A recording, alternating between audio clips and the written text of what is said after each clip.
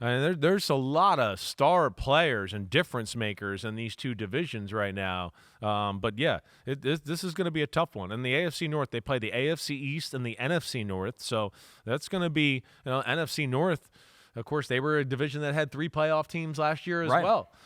So we'll see where it goes. But, yeah, there's some good storylines and things to look out here for the teams in the AFC North. And the homies are going to see that today because the win totals for these two divisions are set pretty high for every single team except the Cleveland Browns. We're going to start on the other end of the AFC North. That's the Baltimore Ravens. Their over-under is 11.5 wins. That's priced at -120 for the over.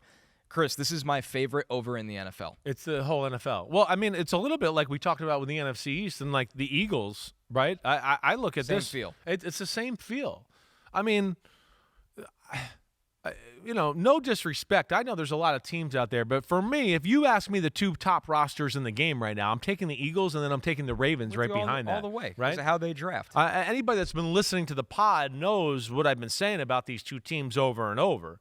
Right, we've gone into the AFC playoffs 2 years in a row where I feel like we went into the playoffs. The Ravens were the best team in the AFC. They've kind of messed it up in the playoffs, right? I think they're a team on the mission this year.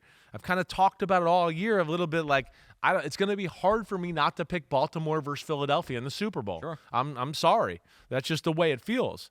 But like we talked about with like Philadelphia in the NFC East podcast. What do you look at in Baltimore to go, ooh, well, yeah, I question this part here. I don't like this. I mean, what is it? I'm not sure their first-round rookie star safety is going to be totally awesome right away. I don't know. He's going to be damn good and he's pro ready. Yeah. Right. I know. You know what I mean? I'm throwing out what ifs. Jael Alexander can't stay on the field maybe the whole season. I mean, we're getting to iffy type of things when you break down their roster. There's not much to not like, certainly. Right. And then just like we've talked about with Josh Allen or whatever, you got a quarterback it's an all-time great. It's one of the greatest quarterbacks we've ever seen in our life.